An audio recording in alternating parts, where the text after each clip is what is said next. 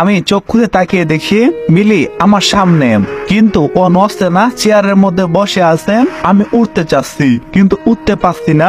ভালো করে লক্ষ্য করে দেখলাম আমার হাত পা বাঁধা। চারিদিকে তাকিয়ে আরো অবাক হলাম, কারণ আমাদের বাসায় পুলিশ, সাথে আব্বু আম্মু ভাইয়া আর আমার ছোট বোন। কিন্তু পুলিশ এখানে কেন, আর আমাকে বেঁধে রাখা কেন হয়েছে, আমি কিছু বুঝতে পারছি না। ঠিক তখন ভাইয়া এসে বলতে লাগলো, অফিসার এই লম্পটটাকে এখনই আপনি সাথে করে নিয়ে যান। আমি বললাম, ভাইয়া তুমি এসব কি বলছো? লম্পট মানে? তুমি আমাকে লম্পট কেন বলছো? আর মুখ সামলে কথা বলবা। তুমি যে ফেরেশতা তা আমি খুব ভালো করে জানি। মিলি আমাকে সবকিছু খুলে বলেছে। মিলি তোকে কি খুলে বলবে?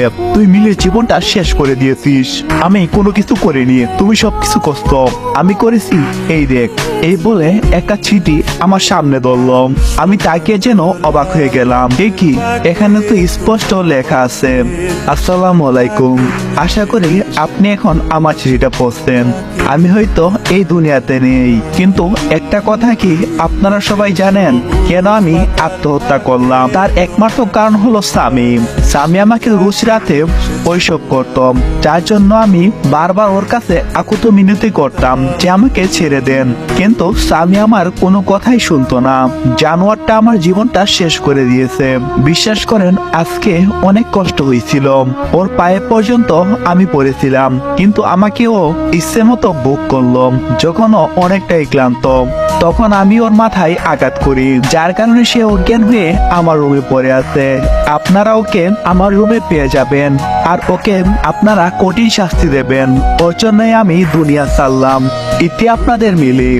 তখন আব্বু এসে সজোরে আমাকে একটা লাথি মারে।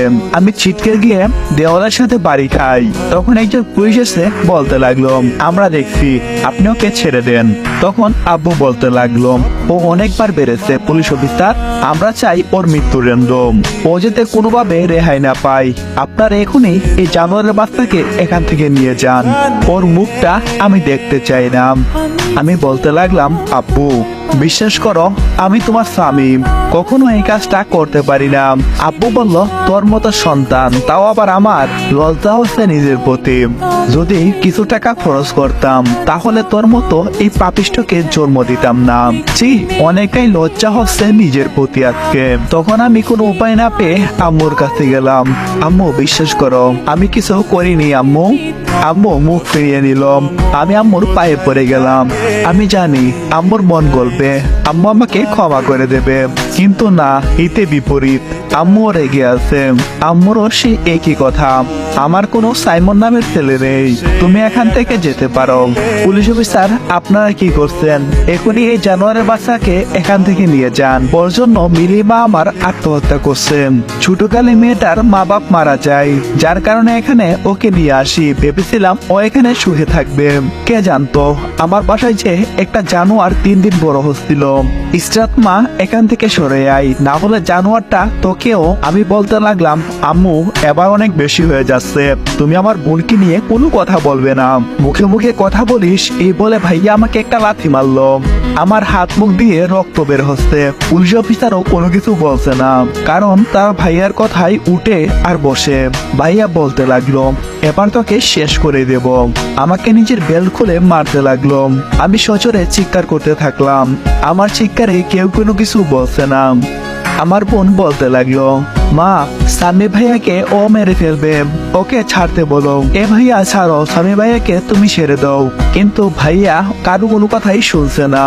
আমিও লজ্জার বয়ে কোনো কিছু বলতে পারছি না। সতে হলো নিজের ভাই। যদি মুখ খুলে বলতে শুরু করতাম যে ভাইয়া পদিনাতে এসব করতো মিলির সাথে, তাহলে হয়তো কেউ আমার কথা বিশ্বাস না করলেও আমার ছোট বোন বিশ্বাস করত। কিন্তু ভাইয়ের ইজ্জতের কারণে কোনো কিছু বলতে পারছি না। আর এখনের পরিস্থিতিতে চুপ থাকাটাই উত্তম। যদি কোনো কিছু বলি তাহলে কেউ আমার কথা বিশ্বাস করবে না। ঠিক তখনই কেউ পিছন থেকে বলতে লাগলো, আপনারা ওকে ছাড়েন। আমি পিছনে তাকিয়ে দেখি